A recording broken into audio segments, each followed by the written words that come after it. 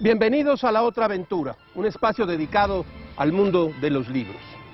En México, los suplementos culturales han tomado muchas veces el lugar de los libros.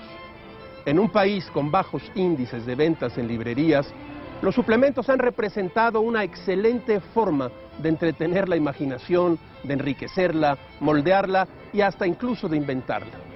Los suplementos culturales que salen a la luz cada semana tienen el objetivo de dar cuenta de lo que sucede en la actualidad, de hacer análisis, recomendar libros, obras de teatro, películas, exposiciones, pero no solo eso. Se trata de la formación de un gusto y el establecimiento, o el intento del establecimiento de un canon, del sentido de las proporciones. Estos suplementos siempre cumplen con su cometido. Son necesarios los suplementos ante la variedad de las redes sociales, los blogs y el Internet. En México hay una larga tradición de periodismo cultural y literario. Quédese aquí, hoy hablaremos de suplementos culturales. En cierto sentido todo empezó aquí, en la Casa del Lago Juan José Arreola de la UNAM. Me refiero a una visión cultural y artística. En 59 la dirigió Juan José Arreola y la volvió un centro cultural. En 61 Tomás Segovia dirigió las actividades de esta casa y promovió a un grupo central de las artes plásticas mexicanas. Luego, Juan Vicente Melo abrió aún más sus puertas a los jóvenes escritores de aquel entonces: Fuentes, Pacheco, Monsiváis, García Ponce, Lizalde, García Terrés y muchos otros. Cuando el ejército ocupó la universidad en 1968, Barrosierra puso aquí las oficinas de la rectoría. Por eso digo que, en términos de la moderna vida cultural mexicana, todo empezó aquí, en la Casa del Lago.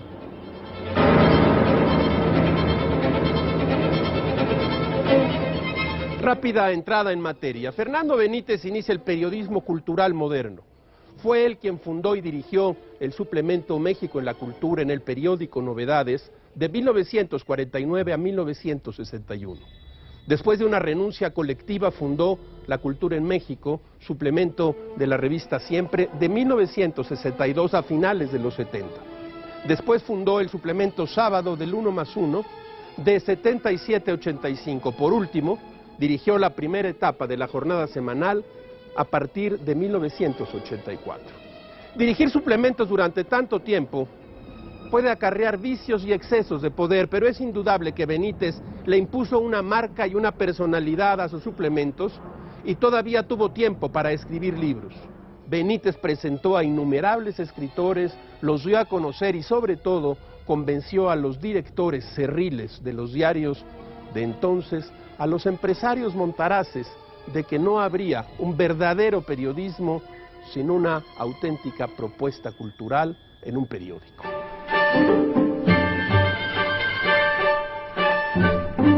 Con Fernando Benítez tocó a su fin una manera de promover la cultura. Se trata de una obra muchas veces atada al árbol del autoritarismo y a los antiguos reflejos del cacicazgo cultural. Dos rasgos premodernos que aún no se desvanecen por completo en el paisaje de la cultura en México. Pero más allá del director de un suplemento, quienes verdaderamente lo hacen importante son los escritores que colaboran, así como sus lectores. De hecho, los suplementos culturales no solo sirven para proponer las novedades en el mercado cultural, no solo debe proporcionar información, también debe haber crítica, orientación y selección. Al final, un suplemento cultural, al igual que un periódico, debe reflejar la realidad e interpretarla. Muchos de los escritores más importantes que ha dado este país se han formado en suplementos y revistas, pues estos medios han funcionado como escaparates para la difusión de sus obras y para enfrentarse al público. Hoy en día, los medios se han diversificado. Por medio de Internet, las redes sociales y los blogs, es posible conocer propuestas culturales e incluso noticias de forma inmediata, sin tener que esperar la edición del periódico. Aún así, en su momento, suplementos ahora desaparecidos como Arena del Excelsior, la Crónica Dominical de la Crónica de Hoy, el Semanario Cultural de Novedades, el Gallo Ilustrado de El Día y Confabulario de El Universal, le imprimían un sello particular a la atmósfera cultural y conjugaban una multitud de voces que creaban una comunicación más meditada, menos atrabancada. La colección de periodismo cultural que publican Conaculta y la SEP desde hace mucho tiempo ha publicado ahora recientemente El Santo Oficio, Periodismo, Literatura y Cultura Popular, prologado por Fernando Solana Olivares. Lo tomamos de la mesa de novedades. El Santo Oficio se convirtió desde hace años en una columna insignia del periodismo cultural mexicano, escrita semana a semana con gracia y no pocas dosis de ironía. José Luis Martínez S. inventó un tono y una forma magnífica de repasar la vida cultural y del espectáculo. Acaba de aparecer y es un libro realmente muy recomendable, El Santo Oficio de José Luis Martínez S. Participé durante 7 años con un grupo de amigos escritores que hacíamos el suplemento La Cultura en México que dirigía Carlos Monsiváis. Déjenme contarles esta breve historia de la vida cultural. Una noche sonó el teléfono en el departamento donde yo aprendía de los fuegos de la vida doméstica. Carlos Monsiváis me dijo: no puedo más, encárgate. Ya hablé con Pajés y está de acuerdo en que seas el nuevo coordinador del suplemento. Yo me integro al consejo. Vamos a formalizar la semana que viene el cargo. Hay un salario más que simbólico que otra cosa. ¿Te gustan los toros, los burdeles, los políticos del PRI? Todo eso tiene que gustarle al nuevo coordinador del suplemento, le dije. ¿Cuándo fue la última vez que entendiste o que oíste un chiste?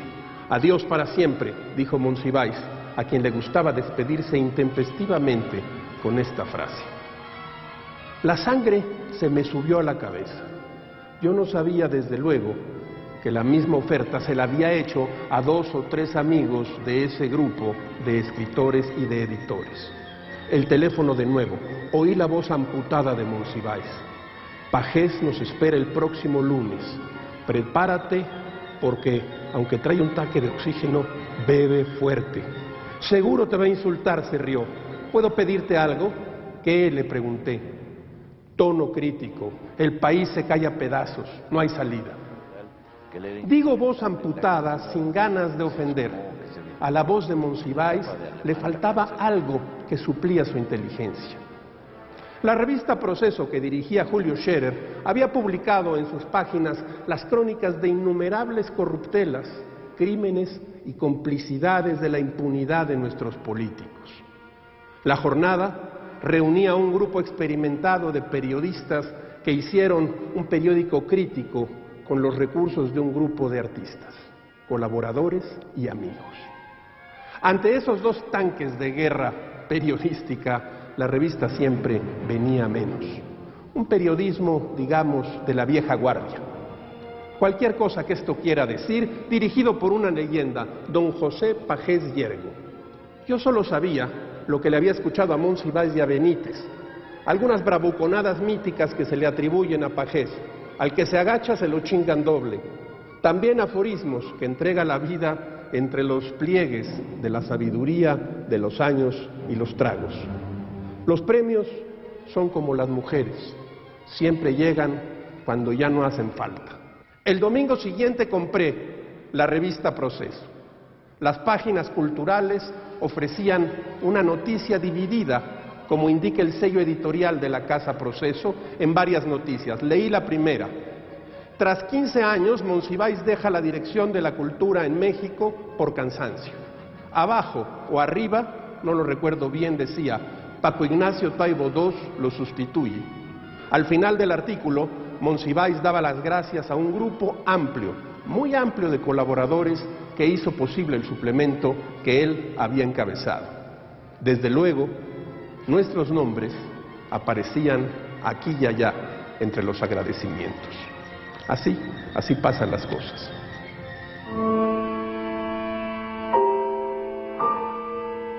Inexplicablemente, hay muy pocos libros sobre el periodismo cultural mexicano. Humberto Musacchio se ha animado a incursionar en este territorio y ha escrito una historia del periodismo cultural en México, publicada por Conaculta. Algunos editores se imaginan que uno puede leer en libros de gran formato. Vean esto. Porque el libro de Musacchio es para leer y discutir sus puntos de vista. Yo por lo menos debatiría acercamientos y formas de ver y entender la prensa cultural mexicana.